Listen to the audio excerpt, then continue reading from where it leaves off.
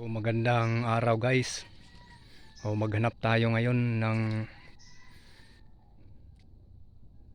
panibagong vlog, yung tinatawag dito sa amin na ah, laging saging, or yung scientific name niya ay Egeceras floridum or corniculatum. So yung laging saging na to makikita karaniwa dito sa mga gilid ng baybayin or mga mangrove area. So hahanap tayo.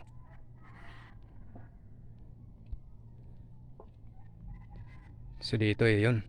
Ito yung tinatawag na sa amin na laging saging.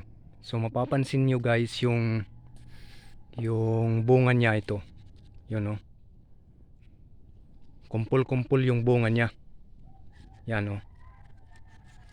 Ito yung bunga niya. So karaniwan tumutubo to sa mga kilid ng baybayin. So yan ang dahon niya, mga medyo maliliit. Tapos ito yung puno niya. Yan. Yan yung puno.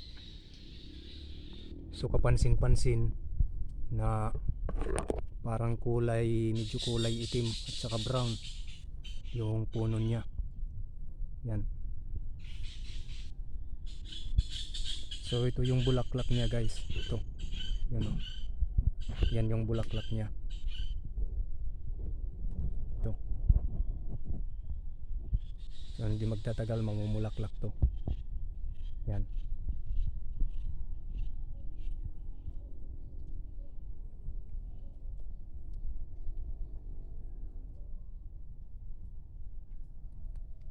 Yun, may lizard dito. Yun oh.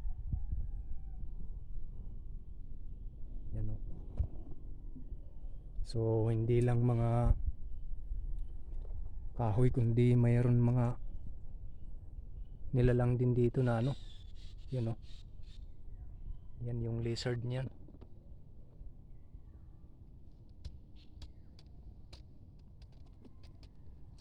Yan, tumakbo.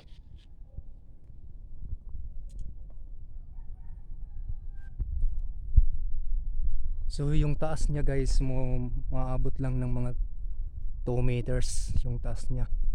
So yung iba na pinakamataas nito maabot ng 3 meters. Yan, yung bunga niya marami.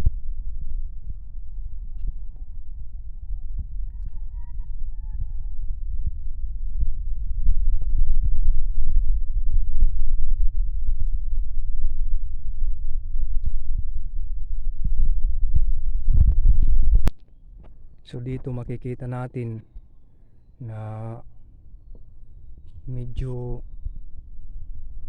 kakaunti lang yung dahon nila. So karaniwan kasi dito sa kahoy na to ginagamit na panggatong, pero sa ngayon dahil sa pinagbabawal na ng DNR hindi na po pwede to. Maganda to kasi na panggatong eh. Yan yung bulaklak niya, yun no. Yan. Ito yung bunga.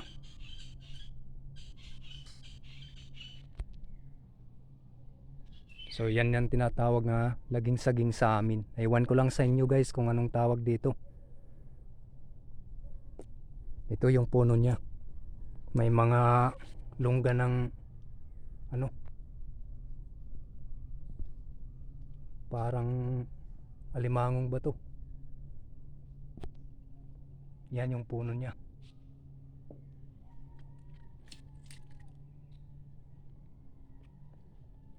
Yan yung bunga.